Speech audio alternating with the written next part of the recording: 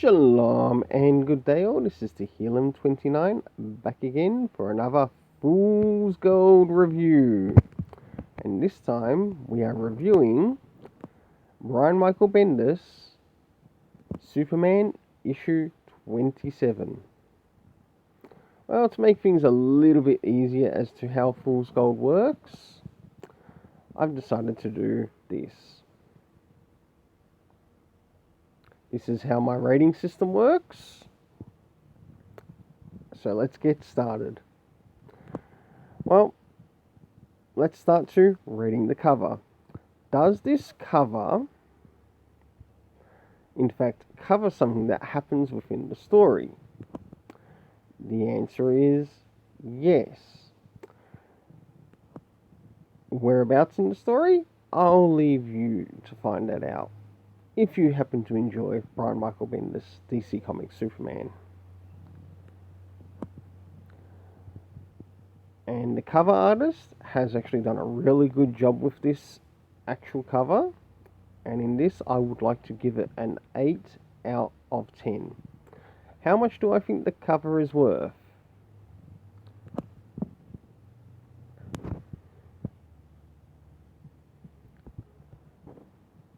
About $2. So a big improvement there, especially with the artist. So let's move into the internal art. Is it good? Does it have consistency? Are there things that shouldn't be there? Or are there things that should be there that aren't there? So, starting towards the beginning of the comic story, totally enjoying some of these colours and motions or movements that are placed into the story. Let's move to around the mid part. Here is the middle for this.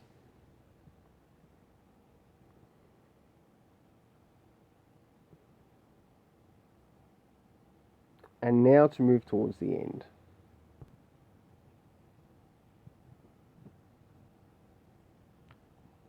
I must say there were some really nice panels in this.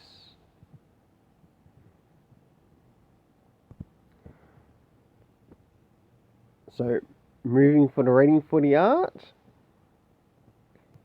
a 7.5 out of 10.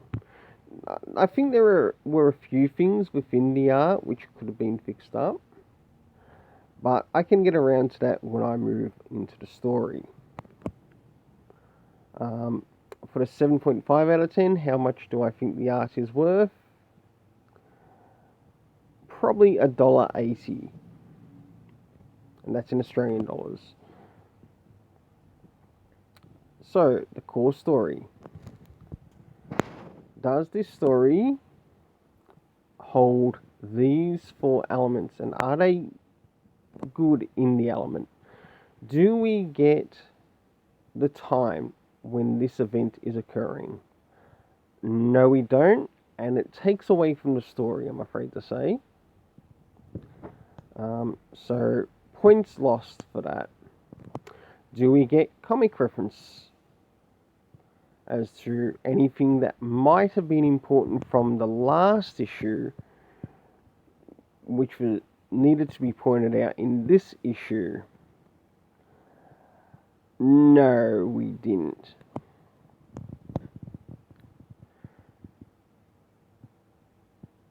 Do we get location? Yes, we do get about 2 locations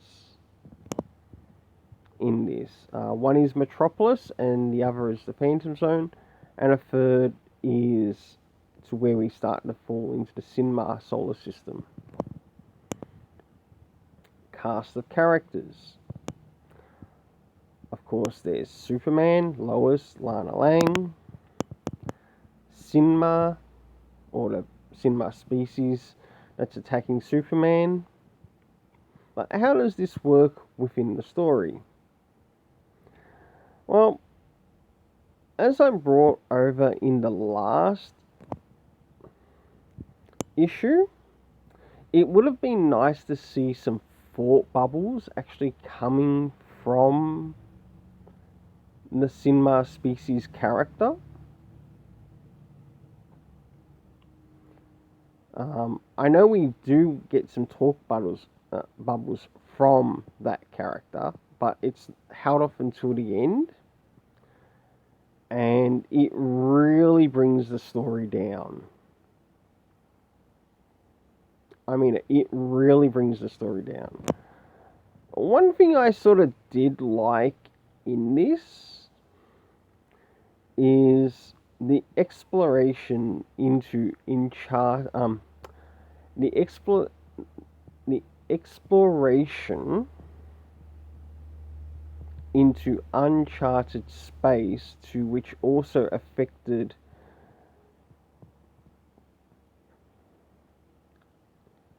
Superman's communication connection to the Fortress of Solitude, where he's communicating with Kalex.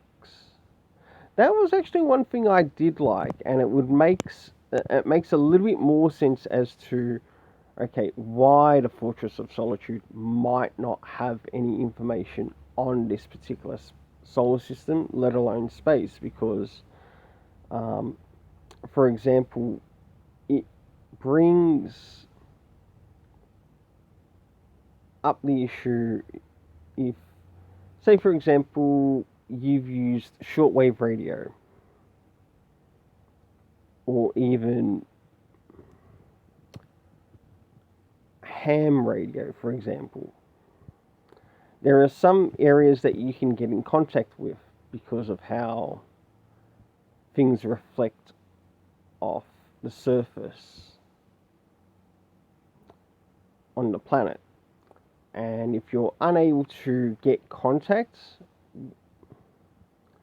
it does show that you do hit a bit of a blind spot. One thing else is that could have been brought over a little bit more clearer in the last issue. That Kalex, as well as the Fortress of Solitude, haven't completely mapped out like other parts of the DC universe, instead of making the system look a little bit stupid.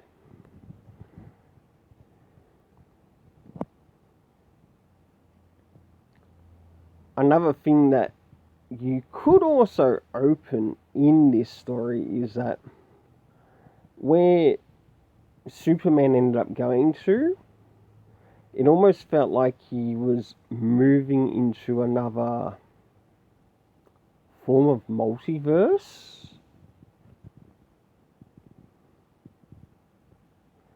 So, in turn, you could point out that the Fortress of Solitude, because of where it's been placed, compared to where it was last time, it has affected its sensory readings.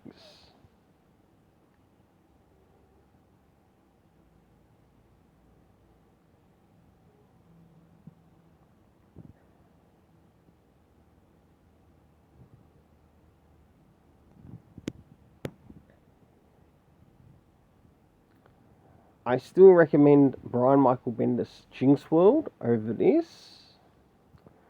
So I'm going to have to move on to the story rating.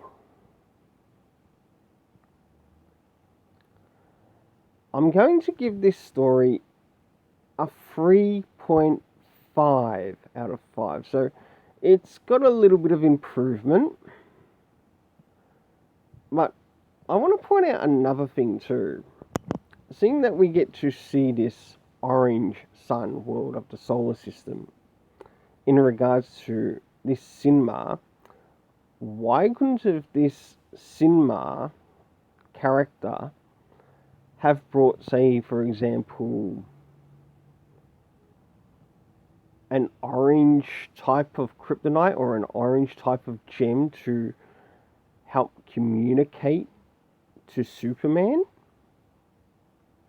when he first met him, it would show a bigger improvement in regards to creativity style for Brian Michael Bendis. But in this, there is some creativity, but also a lack of creativity at the same time.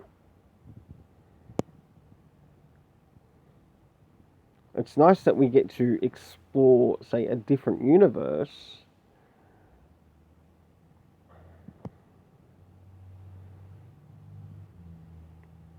but it also shows the intelligence of this species as well.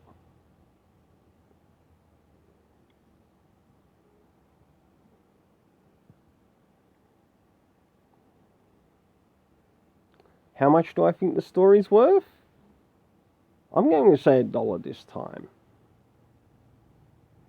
And like I said, as you can see there, I'll leave you to work out the currency conversion to bring it back into USD of what the total is for the writer and for the artist. Until then, let's keep it colourful. Don't forget to like, share and subscribe. Hit the notification bell. As I'm on the road to 150 subscribers, you might want to help me out there.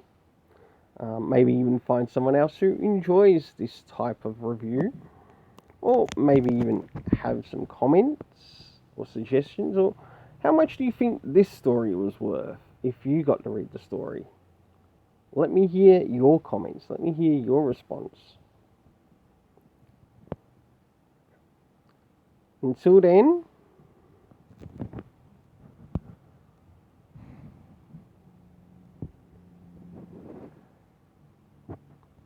you are awesome.